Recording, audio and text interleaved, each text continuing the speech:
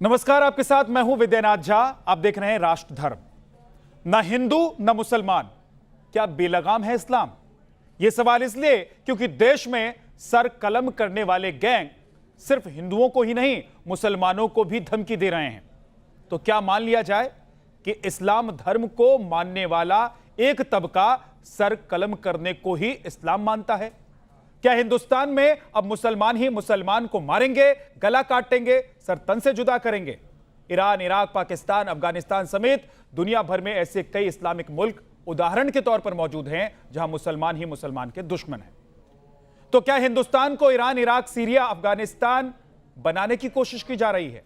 राष्ट्र धर्म में आगे बढ़े उससे पहले आपको यह जान लेना चाहिए कि आज हम इस्लाम और सर कलाम पर बात क्यों कर रहे हैं। दिल्ली के पास गाजियाबाद है और गाजियाबाद के एक डॉक्टर हैं जो आज फपक फपक कर रो रहे थे, डरे थे, सहमे थे, क्योंकि उनको सर तन से जुदा होने का डर सता रहा है। यहीं गाजियाबाद से ही एक दूसरे शख्स हैं, बीजेपी के नेता हैं, नाम है पंकज त्यागी। इनको भी सर तन से जुदा करने की धमकी मिली है। दोनों को अमेरिका से जिहादियों ने कॉल करके धमकाया है। डॉक्टर अरविंद वत्स हिंदू संगठन से जुड़े हैं, इसलिए धमकी मिली है। पंकज त्यागी ने नुपुर शर्मा के बयान से जुड़े डिबेट में हिस्सा लिया था, इसलिए उनको धमकी मिली है। यह धमकियां इसलिए भी डराती हैं क्योंकि उदयपुर के कन्हैया कांड लोगों के जहन में ताजा है। यह तो बात सिर्फ दो हिंदुओं की है, लेकिन इन दोनों की ही तरह देश के कई हिस्सों में हिंदुओं को सर तन से जुदा करने की धमकी मिल चुकी है। लेकिन हैरान करने वाली बात यह है कि सर तन से जुदा वाला गैंग मुस्लिम लोगों को भी नहीं बख्श रहा है। कुछ उदाहरण आपको बता रहा हूं ताकि आप समझ पाएं कि देश में हो क्या रहा है। 12 सितंबर को यूपी के अंबेडकर नगर में सलाउद्दीन अहमद सिद्दीकी और पप्पू को जान से मारने की धमकी मिली है। उन्होंने हिंदू दोस्तों को गणेश चतुर्थी पर बधाई दे दी थी। 10 सितंबर को दिल्ली में अरमान की हत्या कर दी गई। परिवार ने कहा अरमान भगवान हनुमान का भक्त था, उसने भगवान गणेश चतुर्थी में मूर्ति विसर्जन के दौरान वो शामिल हो गया था, इसलिए उसकी हत्या कर दी गई। 2 अगस्त को यूपी के मुजफ्फरनगर में हर हर शंभू भजन गाने वाली यूट्यूब सिंगर फरमानी नाज के खिलाफ सर तन से जुदा करने का ऐलान हो गया। और इसीलिए राष्ट्र धर्म में आज हम पूछ रहे हैं सवाल, न हिंदू न मुसलमान, क्या बेलगाम है इस्लाम? आज हमारे साथ हैं 2 खास मेहमान और दोनों हैं मुसलमान। एक हैं सूफी कौसर हसन, अध्यक्ष सूफी खानकाह एसोसिएशन के, और दूसरे हैं हाफिज नूर अहमद साहब। बहुत बहुत स्वागत है आप दोनों ही मेहमान का। लेकिन सबसे पहले नूर साहब आपके पास ही मैं आता हूं, क्योंकि सवाल बड़ा है और मैं जो सवाल पूछने जा रहा हूं ये दरअसल मुसलमानों के लिए, इस्लाम धर्म के लिए बहुत अहमियत रखता है कि ना हिंदू ना मुसलमान, क्या मुसलमान का एक तबका है मुसलमानों का जो बेलगाम हो गया है और वो किसी का भी सर तन से जुदा करने से झिझक नहीं रहा है, उसे किसी बात का डर नहीं है, उसे इंसानियत का डर नहीं है, उसे खुदा का डर नहीं है। झा साहब, सबसे पहली बात आपकी आपत्तिजनक बात यह है, आपने एक तो आपके पीछे से बैक से आवाज आ रही है, उस आवाज को कम करवाइए जी। मैं ये आपसे गुजारिश कर रहा था। आपने ये कहा है कि न हिंदू ना मुसलमान, क्या बेलगाम है इस्लाम? जी, ये 2-4 जो इस तरह के गैंग चला रहे हैं, सर तन से जुदा हो या कुछ और हो, तो ऐसे लोगों की वजह से आप मुतलकन इस्लाम को आप निशाना नहीं बनाएंगे। मैंने इसीलिए कहा कि एक तबका, और क्योंकि वो मुसलमान ही हैं, वो इस्लाम धर्म से ताल्लुक रखते हैं सर, इसीलिए कहना जरूरी है। और इसीलिए मैंने आपको कहा कि आज ये सवाल जो मैं पूछ रहा हूं वो बहुत जरूरी है इस्लाम के लिए और मुसलमान के लिए। आवाज दबाइए नहीं, इस्लाम से ताल्लुक रखने वाला मुसलमान है, वो इस्लाम नहीं है। मैं यहाँ बैठा हूँ, मैं मुसलमान हूँ, मैं ही इस्लाम नहीं हूँ। आप मुझे नहीं बनाएंगे निशाना, इसको आप समझ लें। जो इस तरह की बातें जो आपने बताई हैं, जो नजर के सामने हमारे भी आती जाती रहती हैं, ये कुछ गैंग हैं जो एक साजिश के तहत इस्लाम और मुसलमान को बदनाम करने का एक चलन चला है कि सब तन से जुदा कर दिया जाए, तो इन लोगों को क्यों डिफेंड मार दिया जाए। इन लोगों को क्यों डिफेंड कर रहे हैं आप? क्यों कह रहे हैं कि वो उनका इस्लाम से कोई लेना देना नहीं है, वो इस्लाम के नाम पर ही तो सब कुछ कर रहे हैं? ये सर तन से जुदा करने की जो बातें हो रही हैं, ये किस वजह से हो रही है, मुझे समझाइए। झा साहब हमने कहा ही नहीं कि उनका इस्लाम से कोई लेना देना नहीं है। सर, तन से जुदा करने की जो बात हो रही है वो किस वजह से हो रही है? उसी अल्लाह के नाम से हो रही है, उसी इस्लाम के नाम से हो रही है, पैगंबर के नाम से हो रही है ना। ये लोग ऐसे लोग साजिशन गैंग चला रहे हैं, इनके खिलाफ सख्त कानूनी कार्रवाई होनी चाहिए। हमारे देश में कानून है, हमारे देश में संविधान है। कि क्या ये लोग इतने बेलगाम हैं कि इनको किसी की परवाह नहीं है? नूर साहब, मैं ये जानना चाहता हूं कि क्या इस्लाम बेलगाम है और इस पर किसी का काबू नहीं है? अलग अलग फिरके हैं, अलग अलग मुल्क हैं, अलग अलग तबका है और सब अपने मनमानी से, अपने हिसाब से कुरान को बताते हैं, सब अपने हिसाब से इस्लाम को बताते हैं, सब अपने हिसाब से अल्लाह के बारे में बताते हैं, पैगंबर के बारे में बताते हैं। तो अभी इस्लाम को बेलगाम नहीं आप कहेंगे? ये जो आप बता रहे हैं कि ये जो फिरके हैं, फिरके हमारे यहाँ ही नहीं है। आप बताइए, हिंदू समाज में, आर्य समाज में कहां कौन है ये? जैन कौन है ये? कहीं ना कहीं हिंदू मजहब से ही अलग उनकी विचारधारा है, अलग अलग है। वो भी अपने आप को हिंदू कहलाते हैं, वो भी हिंदू कहलाते हैं। हाफिज नूर अहमद जी, सवाल ये नहीं है, जात पे मैं जा नहीं रहा हूं, मैं तो ये कह रहा हूं कि मनमानी ऐसी कैसे? मैं कह रहा हूं कि अगर भागवत गीता है तो चाहे मैं आपको भागवत गीता के बारे में बताऊं या उसके श्लोक पढ़ के सुनाऊं, या कोई और जात का व्यक्ति जो है हिंदू है या सनातनी है वो पढ़ के सुनाए, वो एक ही होता है। अलग अलग तरीके से इंटरप्रेट करके इस्लाम का, कुरान का, पैगंबर के नाम पर, अल्लाह के नाम पर पहले तो हिंदुओं को धमकी मिल रही थी, कन्हैया का गला काट दिया गया, अब मुसलमानों को धमकी मिल रही है। धमकी देने वाले चाहे वो कन्हैया को हो, चाहे वो धमकी देने वाले नूर अहमद अजहरी को हो, धमकी देने वाले कायर बुज़दिल होते हैं और ऐसे लोग सिर्फ षड्यंत्र कर सकते हैं। षड्यंत्र से धोखे में कन्हैया को मार दिया। तो हम ऐसे लोगों के कल भी खिलाफ थे, आज भी खिलाफ हैं।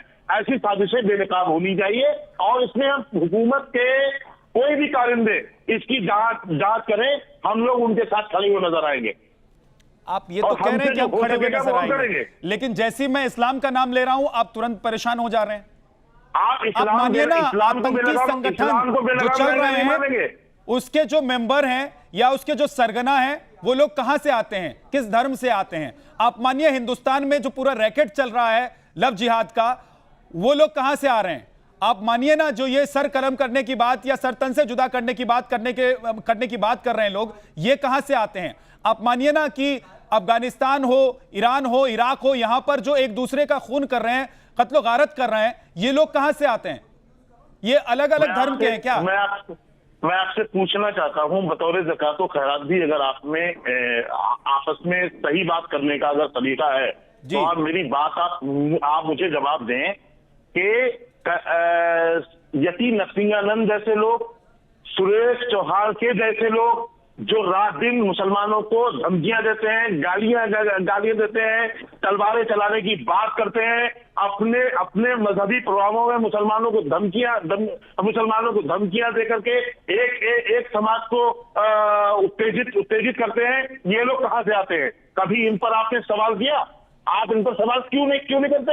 ये लोग बाहर खुलेआम घूम रहे हैं, क्यों घूम रहे हैं? ट्विस्ट कर रहे हैं, आप टॉपिक को ट्विस्ट कर रहे हैं। चौहान नूर अहमद जी, आप टॉपिक को ट्विस्ट कर रहे हैं। कह रहा है आप किसी और का नाम लेकर, किसी हिंदू का नाम लेकर कोशिश यही कर रहे हैं ना कि ये जो जिहादी हैं, जो सर कलम करने की बात कर रहे हैं, सर तन से जुदा करने की बात कर रहे हैं, उनको आप बचाने, उनको डिफेंड करने की कोशिश कर रहे हैं किसी हिंदू व्यक्ति का नाम लेकर। आप ये एक्सेप्ट नहीं कर सकते हैं कि हाँ मुसलमान ऐसे हैं और इस्लाम का नाम लेकर कुछ मुसलमान, कुछ तबका ऐसा है, एक वर्ग ऐसा है, एक तबका ऐसा है जो न सिर्फ हिंदुस्तान में दुनिया भर में खून खराबा कर रहा है, और दुनिया भर के खून खराबे को हम लोग देख रहे थे, अब यही हिंदुस्तान में होने जा रहा है। भाई आपकी तरह हम भी एक नागरिक हैं, आम नागरिक। हम तलवार लेकर नहीं जाएंगे किसी को समझाने के लिए। जैसे आप यहाँ बैठ करके लोगों को सही राह बताने के लिए बहुत सारी तकरीरें करते हैं, ऐसे हम भी अपने प्रोग्राम चलाते हैं। हम भी लोगों को समझाते हैं। हमारा काम समझाना है, हमारा काम घुसकर जाकर उन्हें मारना पीटना की होता नहीं है। ये काम हुकूमत का है। हुकूमत को चाहिए कि बिला ताखिर उन पर कार्रवाई करे। कौसर हसन हमारे साथ जुड़ गए हैं वापस, उनके पास एक बार चल लेता हूं, उसके बाद नूर अहमद जी आपके पास वापस आऊंगा। सूफी कौसर साहब, ये इस्लाम में क्या ना हिंदू ना मुसलमान, और खुलेआम जो करना है, जिसको करना है उसको आजादी मिली है, जिसको जैसे मन करता है वो बताता है कि कुरान में ये लिखा हुआ है, उसका तर्जुमा वो अपने हिसाब से बताता है, और वो अपने हिसाब से कहता है कि खुदा क्या चाहते हैं, खुदा क्या नहीं चाहते हैं, पैगंबर क्या कहते हैं, पैगंबर क्या नहीं करते हैं कहते हैं। और अपने हिसाब से किसी का मन कर रहा है तो सर कलम, किसी का मन कर रहा है तो चाकू चला रहा है, किसी का मन कर रहा है तो शिया सुन्नी के नाम पर एक दूसरे को मार काट रहा है। और अब यही हिंदुस्तान में करने की कोशिश हो रही है, साजिश हो रही है क्या? देखिए, ऐसा है, मैं पूरी चर्चा तो नहीं सुन पाया, लेकिन जो आपने शुरुआत में बात कही उस बात का मैं एक जवाब जरूर देना चाहता हूँ कि अजब तमाशा हुआ इस्लाम की तकदीर के साथ, कत्ल शब्बीर हुए नारे तकबीर के साथ। नारे तकबीर का नारा लगा करके, अल्लाह अकबर का नारा लगा करके आज से 1400 साल पहले करबला के मैदान में पैगंबर इस्लाम हजरत मोहम्मद सल्लल्लाहु ताला अलैहि वसल्लम के बेटे इमाम हुसैन को उनके 72 साथियों के साथ शहीद कर दिया गया। ये वही विचारधारा पूरी दुनिया में घूम घूम करके एक अपनी खास विचारधारा को कायम करने के लिए, अपना प्रभुत्व और अपना साम्राज्य स्थापित करने के लिए सारी दुनिया में संस्करण बदल बदल करके ये लोग आ करके दुनिया में दहशत फैला रहे हैं, जिनका इस्लाम की बुनियादी तालीमात से, इस्लाम से कोई दूर दूर तक लेना देना नहीं है। और ये बिल्कुल सच्चाई के साथ हर इंसान को, हर मुसलमान को एक्सेप्ट करना चाहिए कि सारी दुनिया में जो कुछ भी हो रहा है, चाहे इराक में हो रहा हो, इराक में हो रहा हो, सीरिया में हो रहा हो, लेबनान में हो रहा हो, तुर्की में हो रहा हो, मलेशिया में हो रहा हो, जहां कहीं भी हो रहा है, भाई मान लिया ठीक है भारत में बनाम हिंदू हो रहा है तो पाकिस्तान में बनाम शिया कह के आप जो है मार रहे हैं, अफगानिस्तान में बनाम कुछ कह के मार रहे हैं, कहीं कुछ कह करके मार रहे हैं, तो ये इस्लाम के नाम पे ही हो रहा है। लिहाजा ये आलमे इस्लाम के जितने भी मुस्लिम धर्मगुरु हैं, जितने भी उलेमा हैं, उनकी ड्यूटी है कि इसको कंडम करना चाहिए। लेकिन सूफी साहब, हमारे साथ नूर अहमद जी हैं, वो कह रहे हैं कि आप ये अगर कह देते हैं कि ये इस्लाम है, इस्लाम में इस्लामिक आतंकवाद है, या वो लोग जो इस तरह की हरकतें कर रहे हैं उनको आप इस्लाम से जोड़ देते हैं तो आप इस्लाम को बदनाम कर रहे होते हैं। क्या ऐसा है? इस्लाम को हम बदनाम कर रहे हैं या इस्लाम को वो लोग बदनाम कर रहे हैं जो खून खराबा कर रहे हैं, जो गला काट रहे हैं, सरतन से जुदा कर रहे हैं? देखिए, किसी के बदनाम करने से कोई बदनाम नहीं होता। इंसान का उसका अमल, उसका किरदार ही उसको नेक नामी और बदनामी के लिए लागू होता है। जो कुछ भी किया जा रहा है बनाम मुस्लिम ही किया जा रहा है ना, अल्लाह अकबर कह के किया जा रहा है, इस्लामी साम्राज्यवाद स्थापित करने के नाम पर किया जा रहा है, इस्लाम के नाम पे किया जा रहा है। तो जाहिर सी बात है दूसरा शख्स जो ब्लेम लगाएगा तो वो गलत थोड़ी लगाएगा। और सबसे बड़ी बात है, मैं न जाने कब से इस बात को कह रहा हूं और हमने इस पर न जाने कितने आर्टिकल लिखे, न जाने कितने लेख लिखे, भारत ही एकमात्र दुनिया का ऐसा देश बचा है जहां पर इन लोगों की दाल नहीं गल रही थी, लेकिन ये तथाकथित मुल्ला मौलवियों के जरिए और फतवेबाजी और मदरसावादी विचारधारा के जरिए ये भारत में वही चीजें लाना चाहते हैं। भारत का भी तालिबानीकरण किया जा रहा है, भारत के अंदर भी इसी तरीके के मामलात लाए जा रहे हैं, जिसमें भारत में रहने वाला हिंदू, भारत में रहने वाला सूफी और भारत में रहने वाला हर सेकुलर इंसान वो इनके रत्तों से प्रताड़ित हो रहा है और परेशान हो रहा है। इस पर तो सारे मुस्लिम बुद्धिजीवियों को, श्रीमान जी प्लीज बीच में मत बोला करिए, प्लीज बीच में मत बोलिए, ये आदत बहुत गंदी आदत है, बहुत गलत बात है, बहुत गलत बात है, ये बदतमीजी है, गंदी बात कर रहे हो, तहजीबी है, बदतमीजी है, बदतमीजी है, ये बदतमीजी है, ये आपसे बड़ा बदतमीज कोई नहीं है। इस तरीके से आप बदतमीजी कर रहे हो, ये तूफान दहशतगर्दी तुम्हारा बहुत बार देखा है। तुम हमेशा मदरसा इस्लाम आप कौन सी विचारधारा के हो, आप बताओ ना, का नाम दहशत किसी को बोलते हैं, सारी दुनिया देख रही है जो आप अमन की बात करने वालों को दहशतगर्द बोल रहे हैं। अपनी बात की मुखालफत होने पर इस तरीके से एक एक करके हाफिज नूर अहमद जी एक सेकंड एक एक करके, हाँ पहले वो बोल लेते हैं, सूफी साहब बोल लेते हैं, उसके बाद आप जवाब दीजिएगा ना, आपके पास लौट कर आऊंगा। अरे सूफी आपके पास लौट कर आऊंगा, गंदगी बना रहे हैं, गलत बात कर रहे सूफी जी, मैं लौट कर आ रहा हूं ना आपके पास। सूफी जी आपने कंप्लीट कर लिया अपनी बात, करेंगे सूफी साहब आपने कंप्लीट कर लिया अपनी बात, ठीक है जवाब दीजिए। अब हाफिज नूर जवाब दीजिए आप। इन्होंने ये कहा है, पहले तो मैं हमेशा इनका सम्मान भी करता हूँ, वो मेरे बड़े हैं, मैंने ये सूफी हैं तो सूफियों के से ताल्लुक मैं भी रखता हूँ, लेकिन सूफी जी हमेशा मदरसों पर जो एतराजात करते हैं, सूफी जी खुद तो बताए कौन सी विचारधारा के हैं सूफी जी? आपकी आप मदरसे से अलग हैं। मदरसा इस्लाम का बुनियादी सुतून है, आप उसको कभी नहीं हिला सकते। आप मदरसों के खिलाफ बोल रहे हैं, मुझे तो हैरत हो रही है आप पर। आप बताइए, इजराइल कर रहा है, जो फिलिस्तीन कर रहा है, आपने सीरिया का और पता नहीं कहां का नाम आपने ले लिया। इजराइल का नाम क्योंकि मतलब आपने क्यों नहीं लिया? आपने फिलिस्तीन का तस्करा क्यों नहीं किया? वहां पर मुसलमानों को खुलेआम मारा काटा जा रहा है सिर्फ इसलिए कि वो लोग मुसलमान है। उनकी आपको याद क्यों नहीं आई? ये आपसे मेरी गुजारिश है। ठीक है, जवाब दीजिए। आप बात करें, आप ईमानदारी की करें। किसी को क्या गरज सोचे तुझे नीचा दिखाने को, तेरे अमाल ही काफी है तेरी हस्ती मिटाने को। मदरसे पर जो उंगली उठाई जा रही है, कौसर मजीदी अपने पेट से बात लेकर के नहीं आ रहा है। दावत इस्लामी की जो किताबें पढ़ाई जाती है, चाहे वो दावत इस्लामी का फतावा रिजविया हो और चाहे उनके फैजान सुन्नत हो, जिन किताबों में ये पढ़ाया जा रहा हो कि गाय का गोश्त खाना ऐन सवाब का बात हो, जिन मदरसों में ये पढ़ाया जा रहा हो, जिस मदरसों में दूसरे संप्रदाय के पवित्र लोगों को कत्ल करने के लिए, उनकी गौ हत्या के लिए उकसाया जा रहा हो, क्या वो उसको आप जायज ठहराएंगे? अगर ये आपका जायज ठहराना है तो वो सलाम, हम आपके जायज ठहराने को कतई जायज नहीं ठहरा सकते। लेकिन एक सेकंड, आप हाफिज नूर अहमद जी, आप जवाब दें उससे पहले सूफी कौसर हसन जी, मैं आपसे पूछना चाहता हूं, जिस तरह की आप बातें कर रहे हैं, आपका सर तन से जुदा हो जाएगा, मुझे लग रहा है। आपको धमकी मिलनी शुरू हो जाएगी, फोन आने शुरू हो जाएंगे, आपको डर नहीं लगता क्या? कई बार मिल चुकी है और इससे असर भी नहीं पड़ता है। कई बार धमकियां दी गई हैं। बरेली के लोगों ने मेरे पास जो है फतवे भेजे, बरेली के लोगों ने फोन करके धमकियां दी, मुकदमे बाकायदा उनके खिलाफ मुकदमे दाखिल हुए हैं। इन लोगों ने सर तन से जुदा करने की धमकियां दी हैं। कौन है ये लोग जो सर तन से जुदा करने की धमकी आपको दे रहे हैं?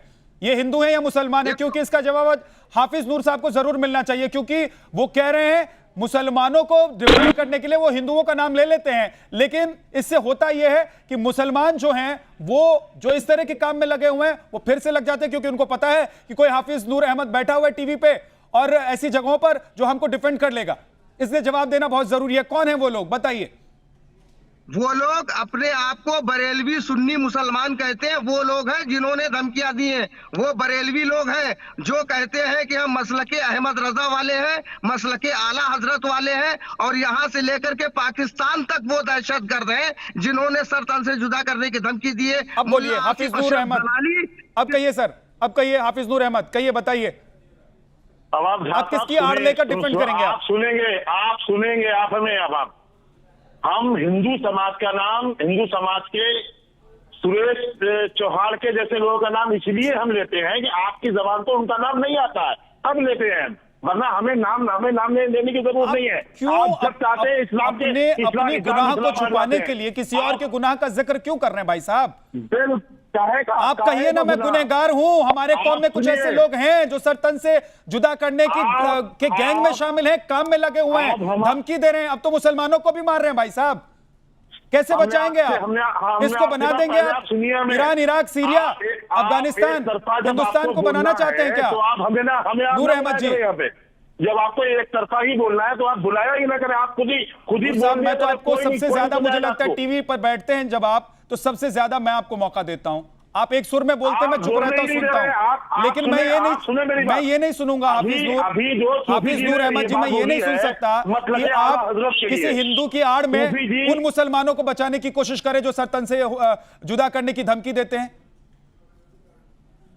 बोलिए, आप मेरी बात सुन लीजिए पहले। सूफी जी ने अभी जो मसलके आला हजरत और फतवा रज़विया के बारे में कहा है, सूफी जी को जानकारी ही नहीं है कि मसलके आला हजरत क्या है और फतवा रज़विया क्या है। सूफी जी के दिल में हसद बैठा हुआ है। सूफी जी आज जो सूफी जी कहला रहे हैं, ये भी मसलके आला हजरत की देन है। सूफी जी को जानकारी ही नहीं कि मसलके आला हजरत है क्या। मसलके आला हजरत को समझने के लिए आपको मदरसे में जाना पड़ेगा। आप बैठ करके जो डिबेट में आप आए दिन कभी मसलके आला हजरत, कभी किसी को रात बनाते, निशाना बनाते और उन्हें खुलकर दहशतगर्द और आतंकवादी कहते हैं। आप एक सबूत नहीं आप दे सकते हैं। 21-22 इसी महीने की 21, 22, 23 तारीख को मैं झा जी को भी दे रहा हूं दावत और आपको भी दे रहा हूं।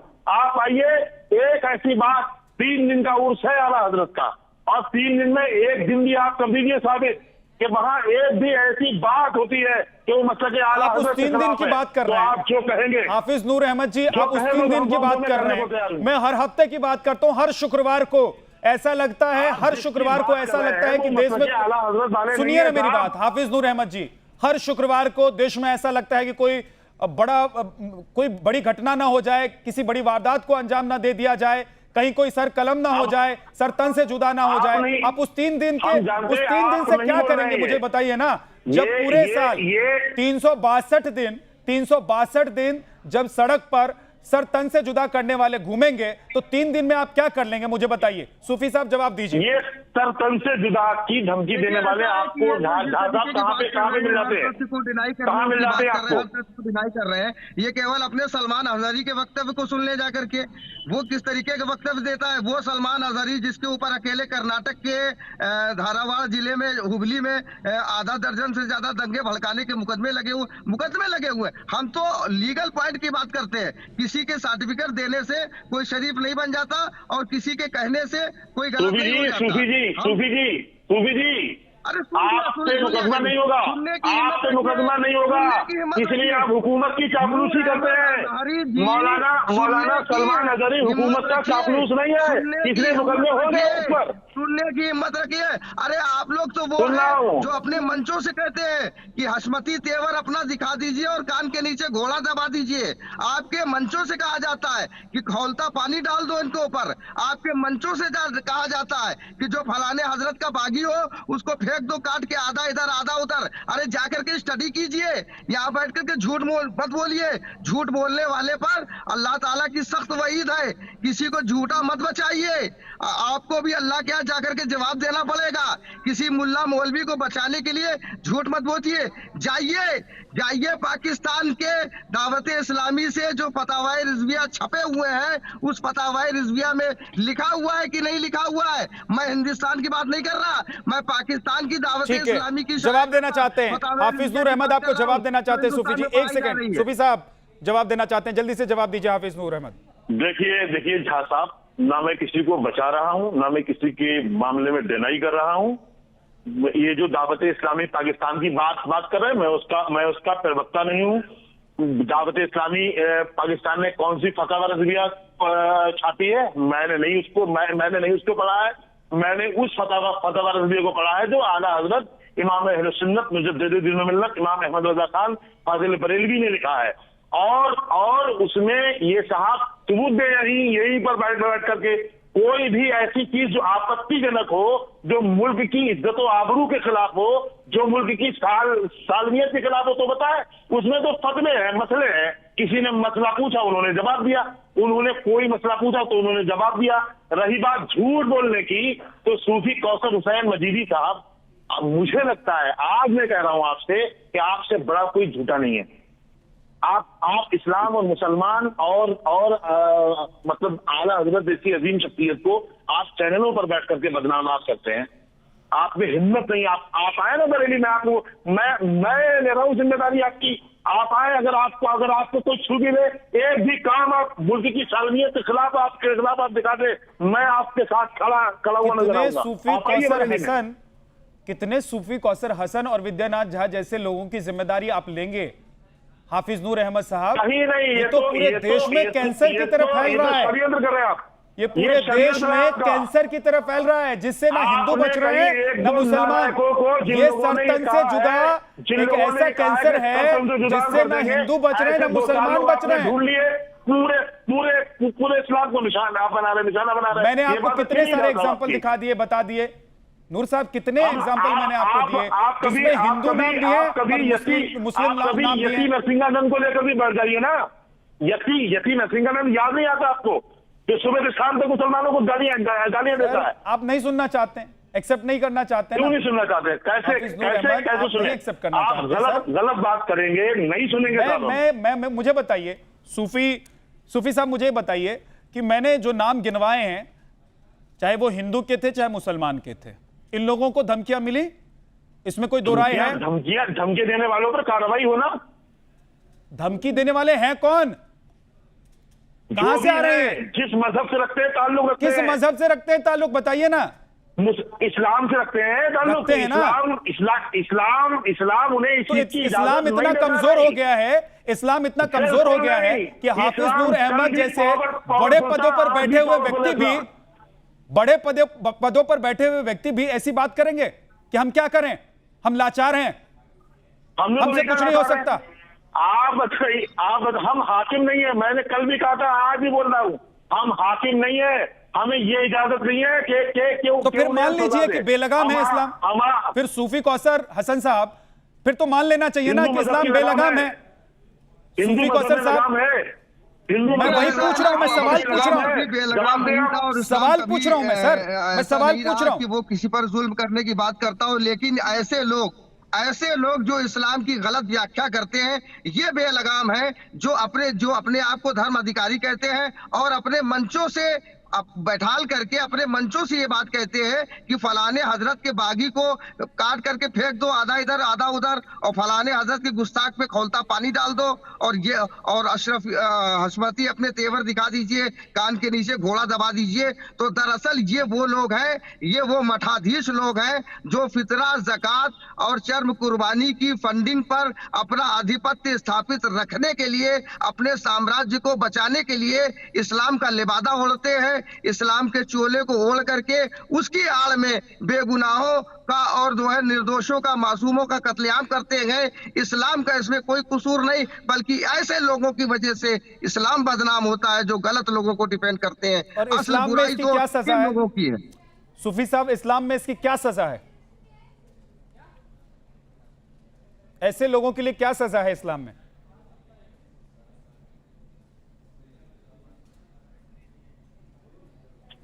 हाफिज नूर अहमद जी, आप ही बता दीजिए, इस्लाम में ऐसे लोगों के लिए क्या सजा है? पूछिए, सजा क्या है? आरोप लगाए हैं उन्होंने, सजा पूछिए तो सजा है क्या? सजा बता दीजिए, बता दीजिए।